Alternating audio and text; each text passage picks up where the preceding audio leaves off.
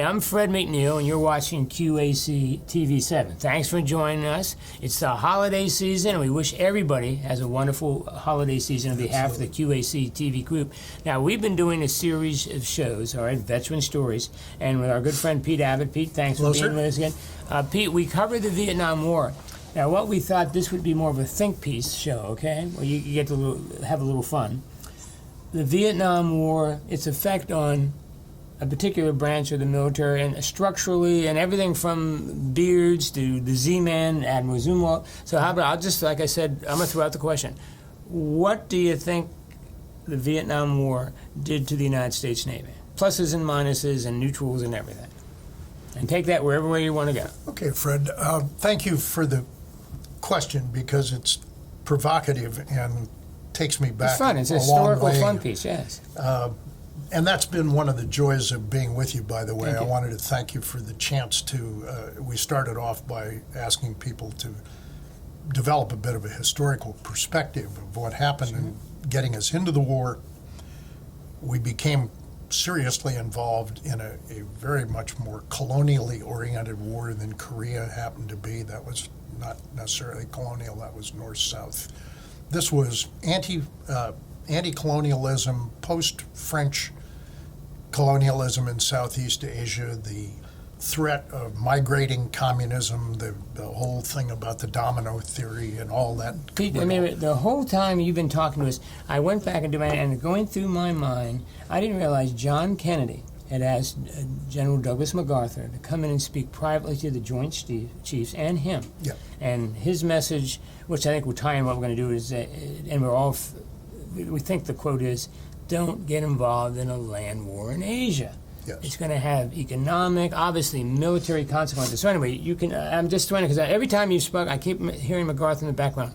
Guys, don't do this. But anyway. Well, this was pretty good advice from Dugout Doug. He knew his way around that business. I had the very great fortune of working with a guy at the Naval Academy who was a 3-star general who had spent his early career involved with the French. He had been in Indochina. He was asked at one point to be the chief of staff of American forces in Vietnam and declined the opportunity because he'd been there and seen what happened in the land war in Asia. MacArthur was saying prior to 63, it's a mistake, don't do it. Well, this guy did it in 64 or 5. Whenever Westmoreland went to run the show, Westmoreland asked this guy to be his chief of staff, and he said, thank you, no.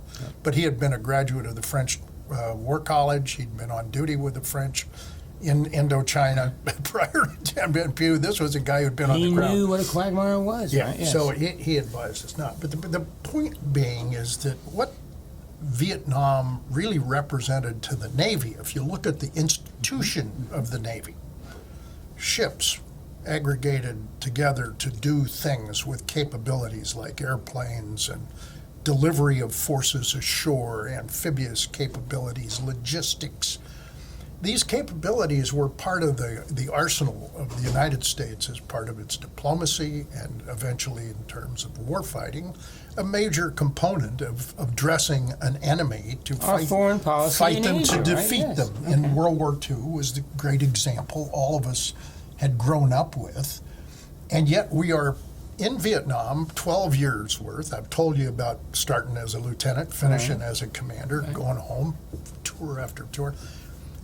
We went to a war without an objective to win. It was body. I'm just reading in a book on the graduating West Point class of 64, Pete, and they're all the guys, largest number of people in the class 64, 65 resigned their commissions after they served. And they talk about Westmoreland and America was fighting like they were fighting in World War II. Stationary lines, stationary enemy, and they wouldn't change that. So go ahead, you continue. So the Navy's dealt with this World War II thing that worked. Yes. So what happens? Worked dramatically. Worked against a major enemy in the Pacific. Let alone the Atlantic interest, just the Pacific battles alone were classic application of sea power to achieve a military political objective, which was the defeat of Japan. The island hopping right to the doors that of whole Tokyo. Set of strategies that involved all those great admirals and generals, and we have wonderful histories and movies about them and all this stuff. So I'm a young guy, young boy growing up. I'm born in 1936, and I evolve as a youth in the culture of World War II and all the news. And then I get commissioned, and I go in and I serve on a World War II ship, and boy, we got capabilities, and we unleashed those capabilities against this enemy for 12 years, including 5 aircraft carriers on station, hundreds of B-52s, airplanes, bombing by Major the thousands and thousands. Right. I told you about the story about the 31 ammunition ships, one a day, unloading their bombs in Guam. The bombs go to the B-52s, 2 missions a day, 1,000 planes with 77 bombs each. And they do that for 10 years. Nobody realizes This is going on. The incredible commitment outlay. But again, you can't shoot them here because that's off limits. You can't put mines in the harbor because we don't want to sink a Russian ship taking missiles into Hanoi. There are some different rules of warfare from World War II, correct? And you can't go into Cambodia because that'll get us involved with the Chinese, and we don't want to fight there. So limited aspirations, limited political ambitions, ill-defined goals, and no victory really defined in any way.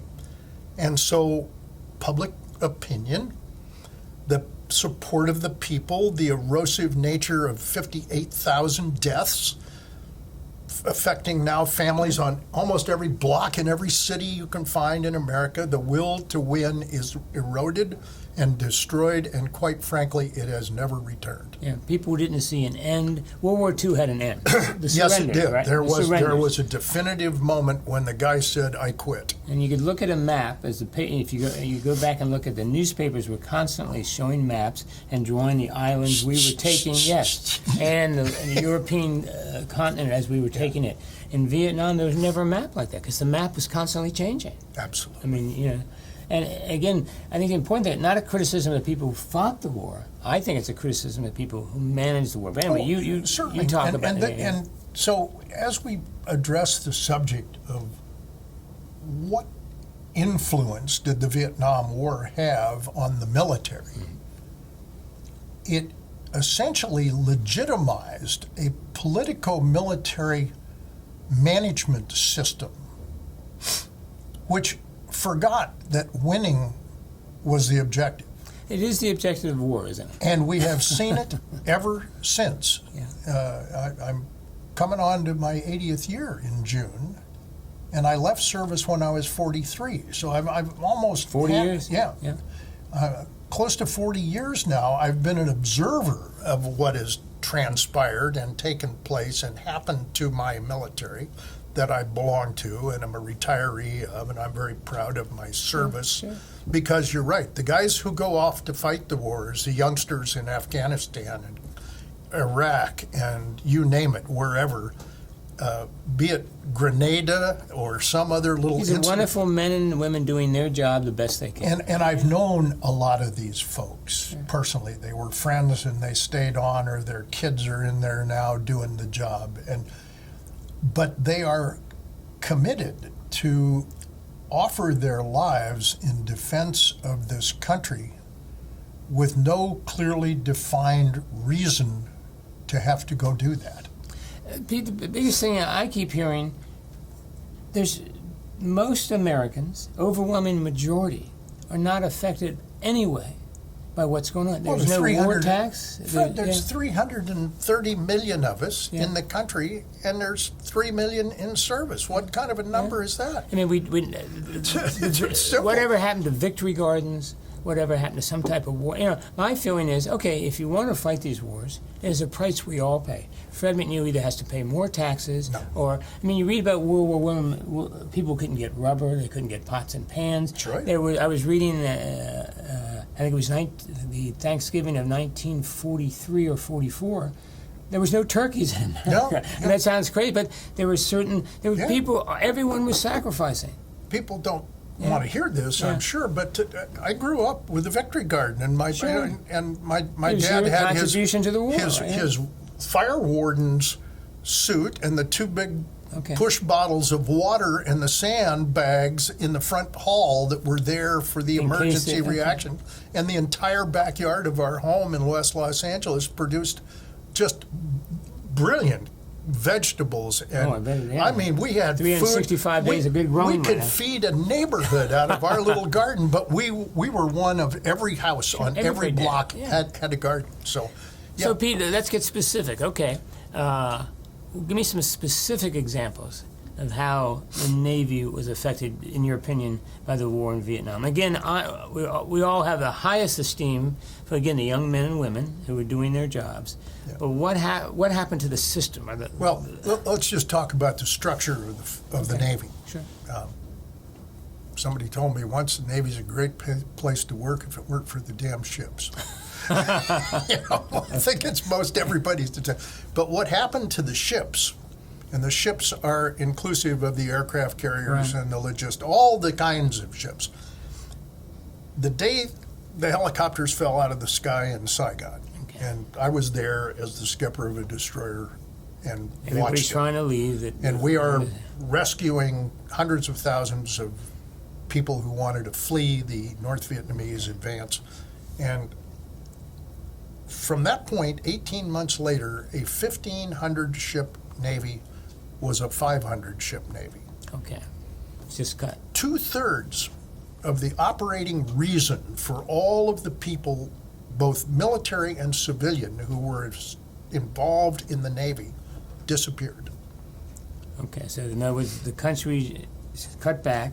Cutbacks were in the uniformed people, civilian people, and obviously hardware, meaning ships in the Right. Navy's case. Yeah. Okay. And airplanes and Okay. everything to Now, do.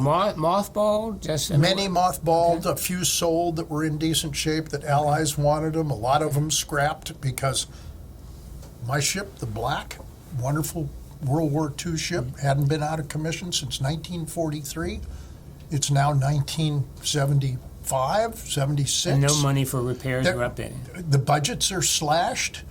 What do you do with these things that are technologically outdated and just have been run until like an old horse run without being cared for? Worn out and tired, and no money for replacement. That's right. Pete, so what happens to our NCOs and our commissioned officers when the whole thing is being drawn down? I mean, we lose how many great career people? What happens? In one day during our transit home in 1975, we were coming home from Japan by way of ADAC and then through Canada and down to San Diego. War was over. Saigon was done. Helicopters all falling out of the sky. Okay. North Vietnamese have the day. They've won it. Right. I get a message in my cabin brought to me by the radio man, and it's a stack of yellow paper. It's about that thick, and it's one message. It's 15,000 ensigns and junior grade lieutenants ordered to separation centers nearest to wherever they are at the time of receipt of this message for processing out of the Navy. So these are the lowest level of the officer corps. 15,000 Just in gone. one day. One gone. Gone. No choice, just you're out. I had two of them on my ship. And they had no idea this was coming? We had to leave them in ADAC So- in Alaska for a flight to Hawaii to process out. Here, kids had no intention of leaving the service, at least until their obligation Sure. was over. Navy couldn't use them anymore. They didn't want to pay for them. No more salary. Out. Gone. Just like that. Now, push that down into the million sailors who had populated 1,500 ships Sure. and all the stations and everything. And where did they go? They got cut. And they Same got thing. cut by Same thing. specialization and rank or rate and ratings, as the Navy would call it. Right. So there was this They put a enormous certain- purge Oh, just they're out. flush. And, and it was based on excess capacity within the fleet of competencies. We had way too many boiler guys if the Navy was going to be gas turbine in the future. So they go. So there you go. If we don't have any more 5-inch 38 guns, they're all going to be 5-inch 54s. Yeah. All those old gunners made goes, and it just went right Now, through. is that E8 all the way down all to the way E9, down. all the way to E1. See, again, this is a layman. What happened if you had 50? I mean, with a 15-year Career out of a 20-year retirement, you might or might not be able to stay. Depends. Oh, is that right? You could be bumped. You could be bumped. Yeah, if your performance was suspect, if you had a few marks on your history, if you'd had a little disciplinary problem along the way, maybe you'd had a few too many drinks and been taken back to the ship at one time. And this was the period when alcohol reform hit the Navy. Right. The officers' club were being closed. The encouragement to celebrate a promotion or celebrate a commissioning was all gone. You didn't do that anymore. I had a good friend of mine taken off of his LST in the harbor in the Philippines and committed to alcoholic rehabilitation. Came and got him, lifted him right out of his captain's chair and took him off to the rehab program. Pete, let me just say. Now, does this go back to? A lot of people argue the Vietnam War was still run with a World War II mentality. The idea that, hey, when you got promoted, you went and had a good. In other words, was it an attempt to get rid of all of that type of philosophy from your personal behavior to the equipment used? I mean, was this a new? I remember in the 70s and the early 80s, a lot of talk about the new Army and the new Navy. We're going to wear berets. We're going to do this. I mean, is that part of that, or? Maybe there's a phrase we can agree on that helps us to understand. As long as we can say it on a family station. Oh, yeah, no, we can say it I'm joking. right here. And you still hear it today. Social engineering became more important to the management team because they were being driven harder by political... Yeah, they had to play the game. So if... Political philosophies, The old day of the hard-drinking Navy chief were gone, correct? Absolutely. You were finished. Okay. And that was probably because of, there was an I don't know, again, now you tell me, you were in the military. I saw as a civilian, someone who'd served in Vietnam, from about 75, and probably until Ronald Reagan became president. Now, it doesn't matter whether you agree with these people or disagree. The point is there was an anti-military feeling, in this country, is my opinion. What was the feeling of the country when we all came home in 75? This book I was reading about the West Point grads, kids coming home, and these were officers, West Point grads, they were talking about their wives picking them up in Oakland and places like that. They actually had so many people that didn't agree with what was going on. They couldn't get in and get their people and stuff like that. You had to fight your way through the protesters to just get out. So the country was changing, and the military then had to change. I mean, whether we like it or not, it had to change. So how'd they do? I mean, the change caused you're losing a lot of personnel, you're losing a lot of hardware.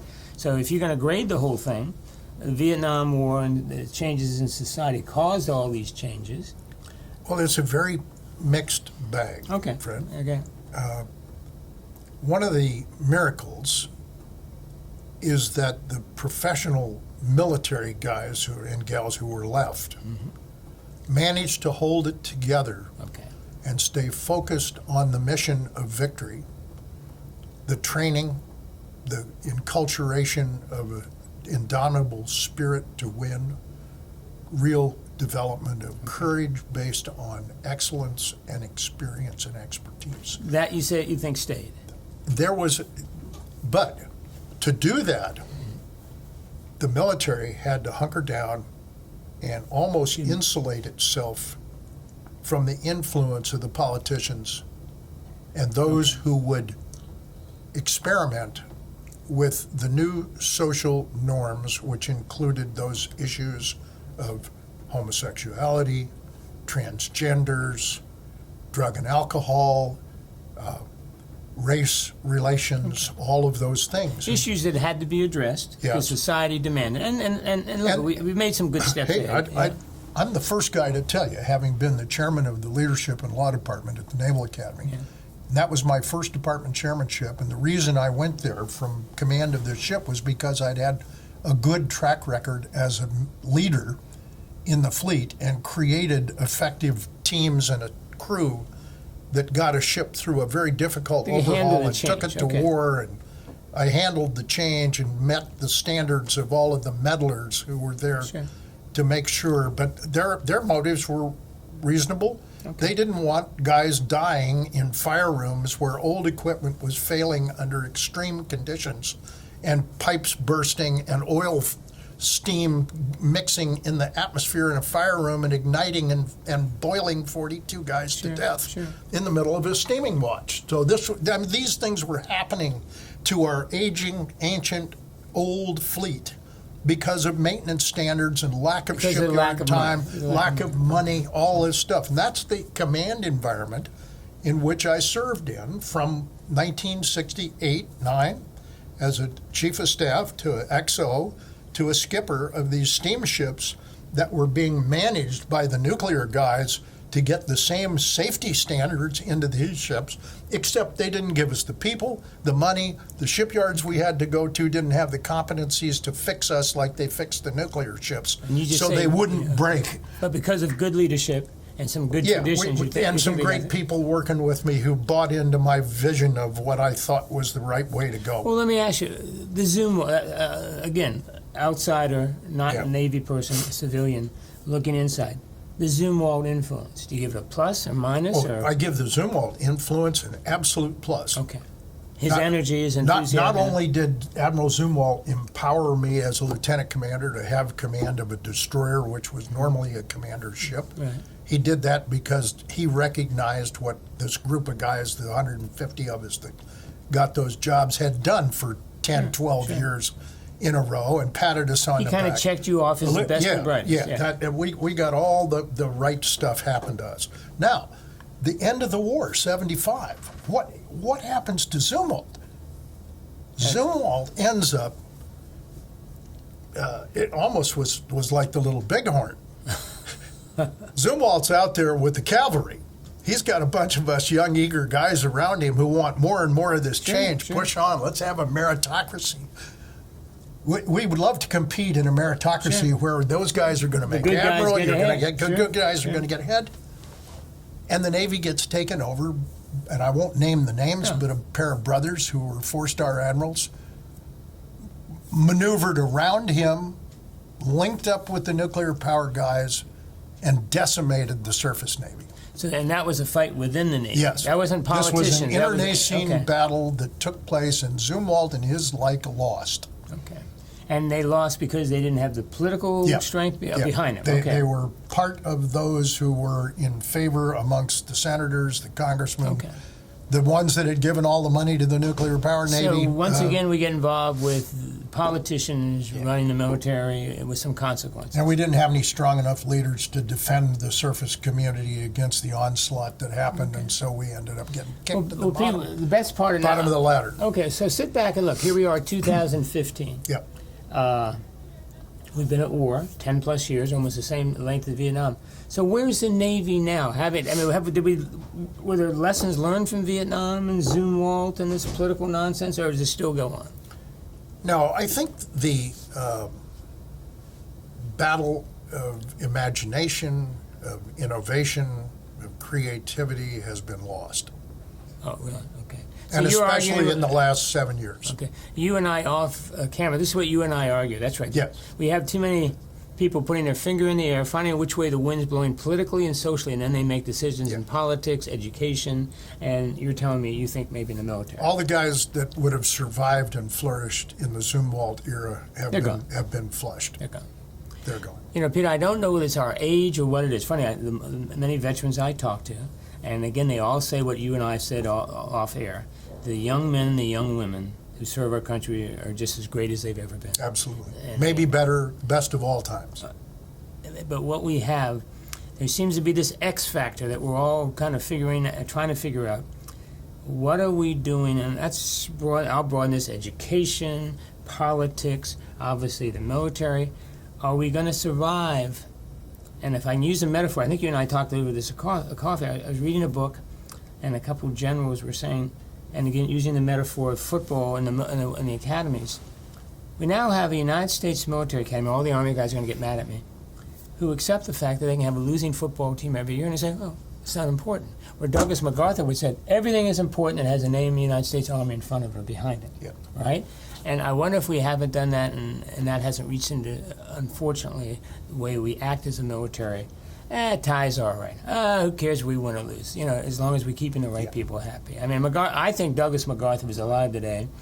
Old commandant or head of West Point would say, "Hey, look, I want a new coach, and you got 1 year to turn this thing around." Well, same thing with the military. Yeah. Hey, I don't want excuses. I want it turned around. Yeah. Well, to get the guy who wants to hire the new coach and put him in the White House to rebuild the team, Yeah. to replace the losers with the winners, is a very important imperative for Sure. this country. I'm not going into a political tirade here, No. but when I look at the fact that I think we have like 13 4-stars in Washington Yeah. serving. There's not a one that ever had a 4-star job in Washington before. Yeah. Not one.